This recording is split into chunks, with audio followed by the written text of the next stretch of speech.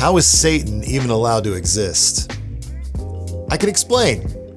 Hey, I'm Ross, and welcome to the Pastor's Vlog. Why did God create Satan? Really, to answer it, you really got to get into the origins of who Satan is. And the Bible doesn't give us a ton of explanation about this. We get a couple passages in Ezekiel, a couple passages in the book of Isaiah, and that really is all that we get when we talk about the origins of Satan. God created everything in the beginning, the heavens and the earth. There are a lot of different beings that God has created.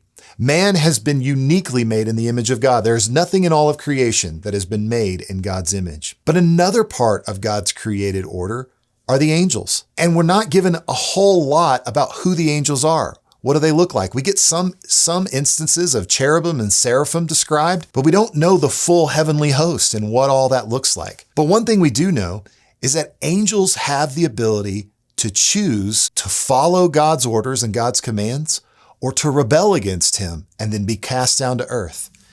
And one of those angels was an angel named Lucifer. And Lucifer is described as being good and perfect and beautiful. But Lucifer makes a mistake.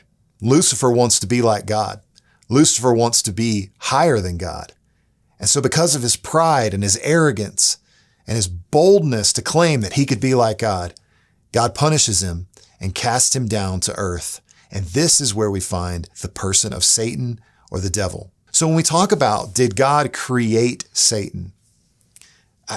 That's not actually accurate. God created the being Lucifer that was good and perfect and beautiful. Because they chose rebellion against the Lord, there was punishment, and Satan was created as a result. And now God has taken Lucifer's rebellion as well as our rebellion and has dealt with that rebellion problem through the person of Jesus. Ultimately, we don't have all the full answers. We don't get the entire story.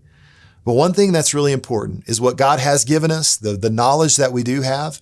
We need to trust God in that. And not only with these big things, like these big questions, like why did God create Satan? But with the little questions of our own lives.